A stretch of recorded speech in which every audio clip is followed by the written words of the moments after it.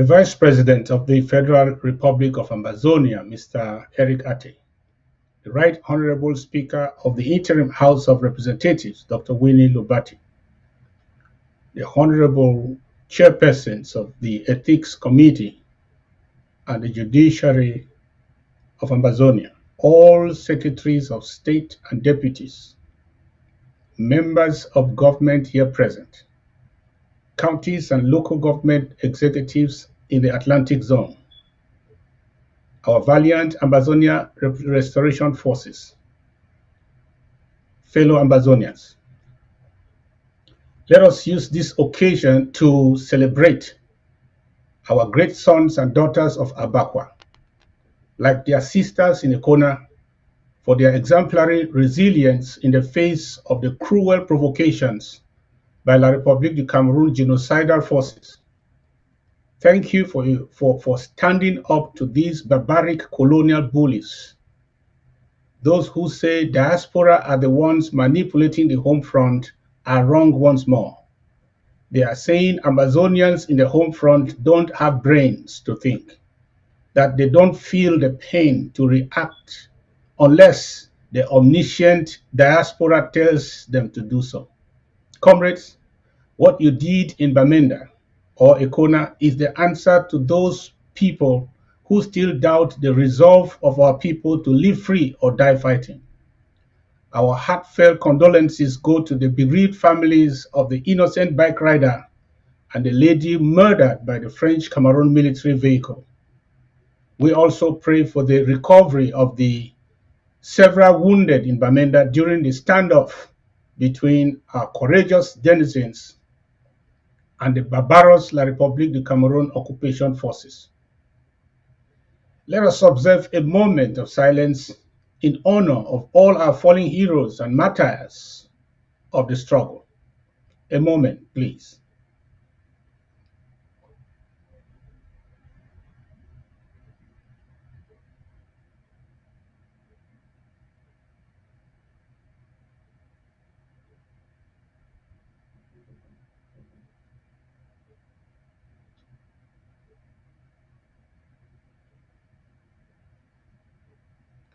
May their souls rise in power.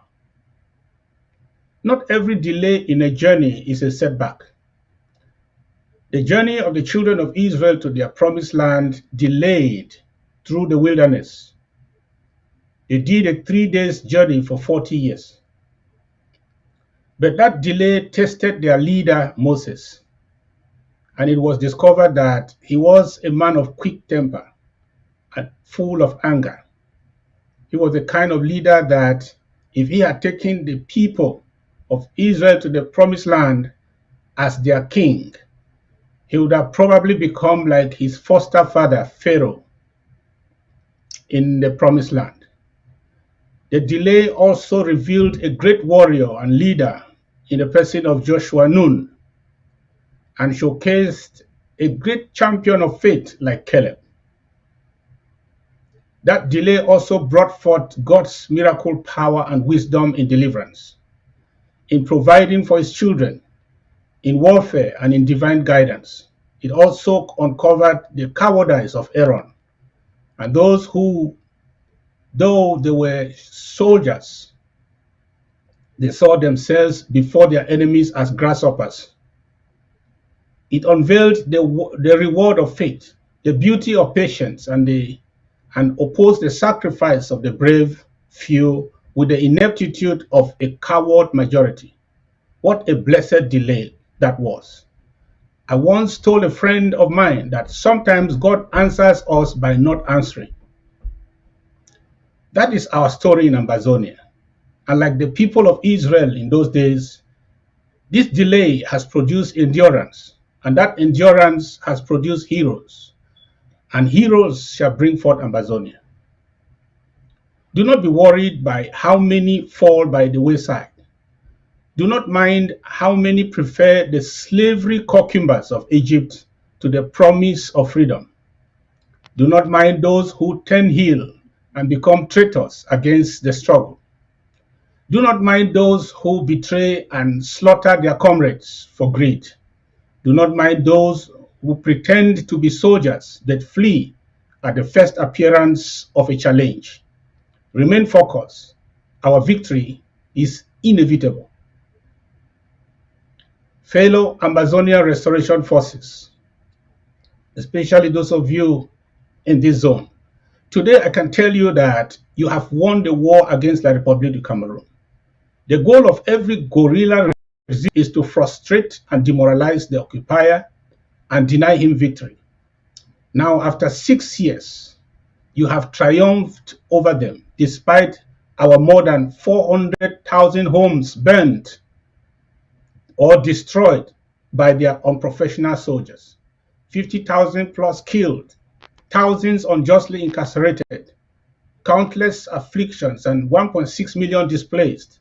You have progressed from bayonets to cutlasses in 2017, from chavum to rengenge, from rengenge to shoulder sticks, from shoulder sticks to big firewood.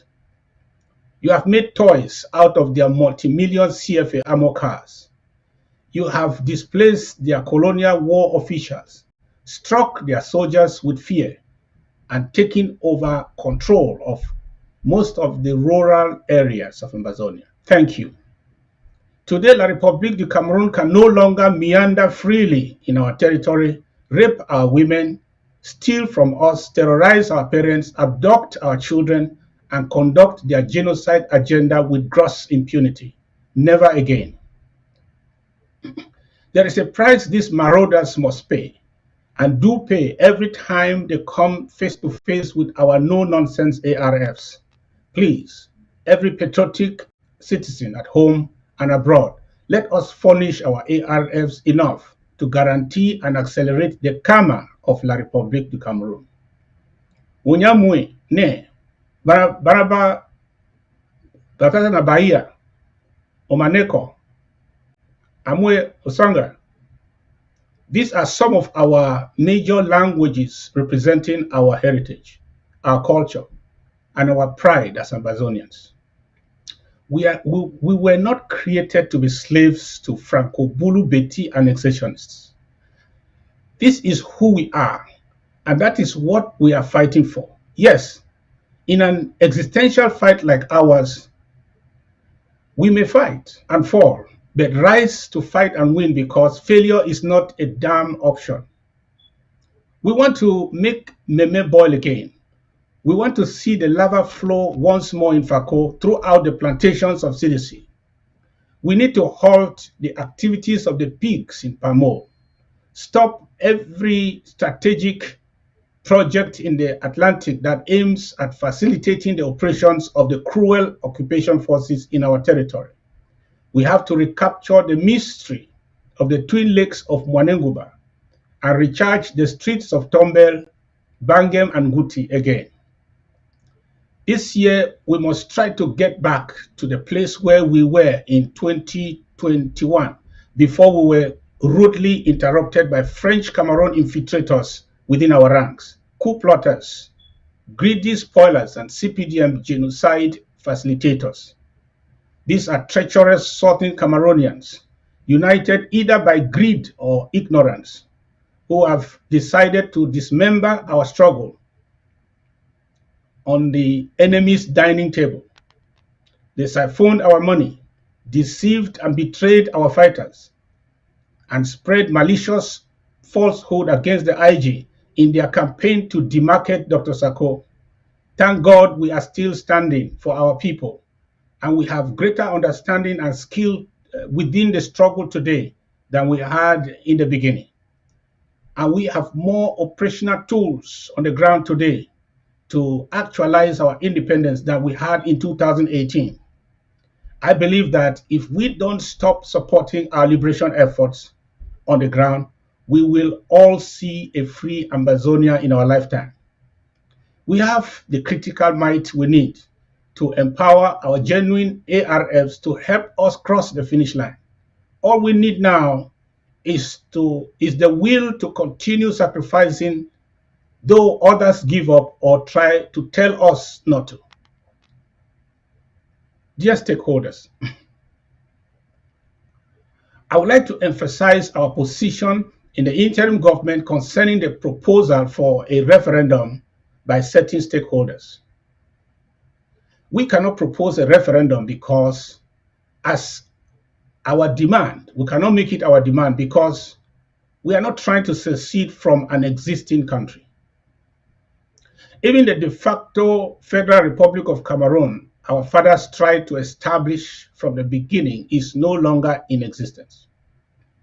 We have never been part of La République du Cameroun, so we cannot secede from nothing.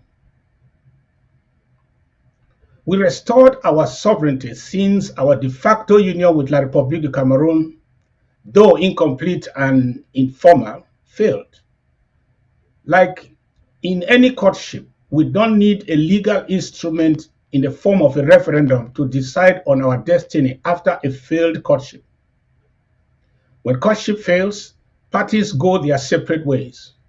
A referendum at this time will be a trap. Let me also warn those who are peddling an independent referendum as a better option.